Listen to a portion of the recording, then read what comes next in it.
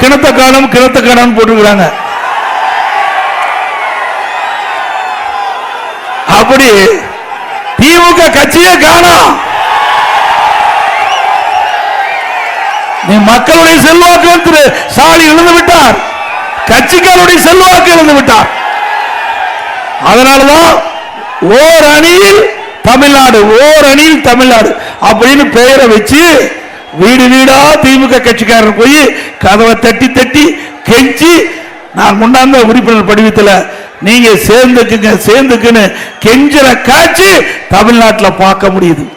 அப்படி திமுகவுடைய நில பரிதாபமான நிலைக்கு போயிட்டது. நல்ல ஆட்சி செஞ்சா தானே உங்க கட்சியில் உறுப்பினர் சேருவாங்க. அதனால இன்னைக்கு வீடு வீடா போய் கெஞ்சிக்கிட்ட கட்சி திமுக கட்சி. தமிழ்நாட்டில் எந்த கட்சியாவது உறுப்பினர் சேருவதற்கு வீடு வீடா கதவை தட்டி கெஞ்சிய சரித்திரம் உண்டா? மக்கள் தானாக ஒரு கட்சியில் உறுப்பினர் சேர்ந்தால்தான் அந்த கட்சி வளரும். அப்படி தானாக உறுப்பினர் சேர்க்கக்கூடிய நிலையில இருக்கின்ற கட்சி அண்ணா திமுக கட்சி. இன்றைக்கு திமுக குடும்ப கட்சி ஆயிடுது. திமுக குடும்ப கட்சி, அண்ணா திமுக மக்களுக்காக இருக்கின்ற கட்சி. உண்மைதானே? திமுகவில் அது கட்சியில் கார்பரேட் கம்பெனியா மாறி போச்சு. திரு கருணாநிதி அவர்கள் கட்சிக்கு தலைவர், முதலமைச்சர் இருந்தார். அதுக்கு பிறகு திரு ஸ்டாலின் இப்ப திமுக கட்சிக்கு தலைவர் ஆயிட்டாரு, அன்னைக்கு முதலமைச்சர் இருக்காரு. அவருடைய மகன் திரு உதயநிதி ஸ்டாலின் அவர்கள் இளநிலை செயலாளர், திமுக இளநிலை செயலாளராக வந்துட்டார். பிறகு திருமதி கனிமொழி திரு கருணாநிதியுடைய மகள், அவர் மகளிரணி செயலாளர் ஆயிட்டார். வேற என்ன பதவி பாக்கி இருக்குது? 3 தான் முக்கியமான பதவி.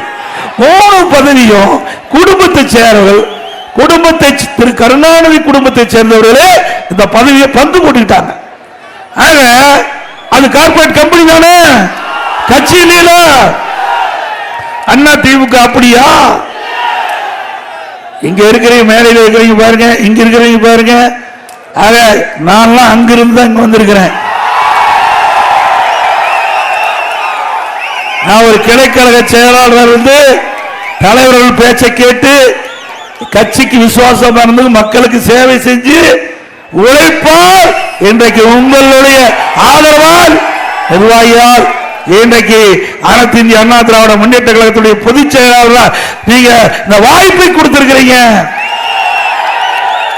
திமுக இந்த வாய்ப்பு கிடைக்குமா?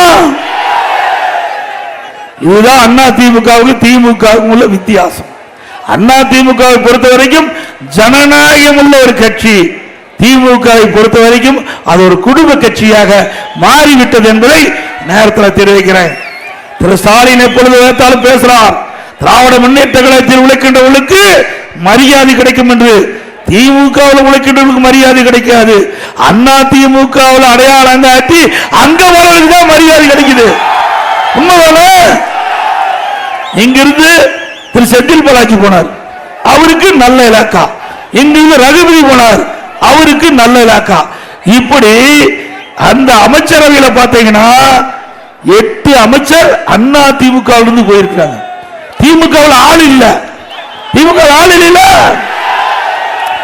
டெப்டர்ஸ் போயிருக்கிறாங்க. அண்ணா திமுகவில் இங்க இருக்கின்ற தொண்டர்கள் இரவு பகல் வராம உழைச்சி அவளை எம்எல்ஏ ஆக்கி அம்மா அமைச்சராக்குனாங்க.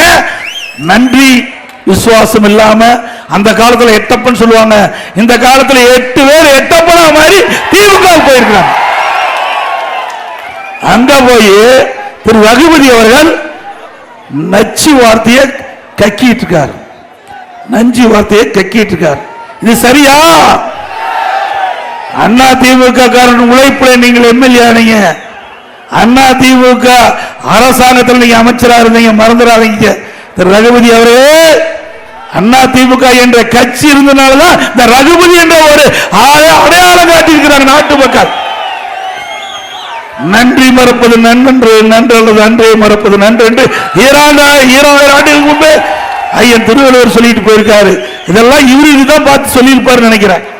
அந்த காலத்திலேயே இப்படிப்பட்ட ஆளுகள் எதிர்காலத்தில் வருவாங்கன்னு எண்ணி அந்த காலகட்டத்தில் 2000 ஆண்டுக்கு முன்பே இப்படிப்பட்ட அற்புதமான கருத்துள்ள குரலை ஐயா திருவள்ளுவர் நமக்கு அளித்து விட்டு சென்று கண்டார்.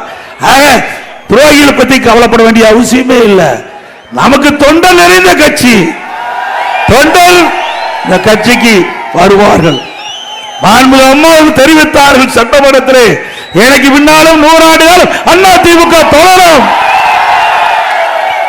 அதன் அடிப்படையில் தான் உங்களால் எங்களை கட்சி நிர்வாகிகள் நான் பொதுச்சாயக்கணும். இப்படி மாறி மாறி அண்ணா திமுகவுக்கு கட்சி தலைவர் வந்து கொண்டு இருப்பார்கள். அது அண்ணா திமுக மட்டும்தான் முடியும்.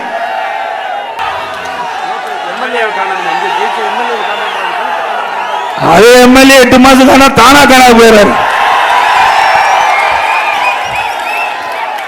அடுத்த ஆண்டு நடைபெற்ற சட்டமன்ற பொதுத் தேர்தலில் உங்களுடைய ஆதரவோடு நம்முடைய கழக வேட்பாளர் வெற்றி பெறுவது உறுதி. திமுக எம்எல்ஏ திமுக அமைச்சர்லாம் ஒரு முடிவுக்கு வந்துட்டாங்க. ஏன்னா அடுத்த தடவை ஆட்சிக்கு வர முடியாது. கிராமத்தில் ஒரு பழமொழி சொல்லுவாங்க, எரியுங்க வீட்டில் பிடிக்கிறது மிச்சம். இந்த 8 மாசம் முடிவு பண்ணி கொள்ளையடிக்க ஆரம்பிச்சுட்டாங்க. அதனாலதான் காணோம், வேற ஒண்ணும் கிடையாது. அதே போல திராவிட முன்னேற்ற கழக ஆட்சியில இன்னைக்கு வீட்டு வரி நகரத்தில் 100% உயர்த்திட்டாங்க. கடைக்கு 180% உயர்த்திட்டாங்க. குடி வரி உயர்த்தப்பட்டது. போனதுக்கு குப்பைக்கு வரி போட்ட ஒரே அரசாங்கம் தமிழ்நாடு அரசு, ஸ்டாலின் அரசாங்கம் தான். அதோட மின் கட்டணம் 67% உயர்த்தப்பட்டு விட்டாங்க. மின் கட்டணம் 67% உயர்ந்தது. அதனால கடைக்கு தொழிலுக்கு பீக்கவர் 2 மடங்கு மின் கட்டணம் உயர்வு. ஆகவே இந்த கடைக்காரெல்லாம் சிந்திச்சு பார்க்கணும், நகர மக்கள் சிந்திச்சு பார்க்கணும். அனைத்து இந்திய அண்ணா திராவிட முன்னேற்ற கழகத்தில் மின் கட்டணம் எவ்வளவு இருந்தது, குடி வரி எவ்வளவு இருந்தது, வீட்டு வரி எவ்வளவு இருந்தது, கடை வரி எவ்வளவு இருந்தது என்பதை கணக்கிடுங்க. உங்களுக்கு அண்ணா திமுக ஆட்சிக்கும் திமுக ஆட்சிக்கும் ஒப்பிட்டு பாருங்க, எந்த ஆட்சி சிறந்த ஆட்சி என்று கருதி இங்க இருக்கின்ற நகர மக்கள் அண்ணா திமுக ஆதரவு தாரி தாரி என்று நேரத்தில் கேட்க விரும்புகின்றேன்.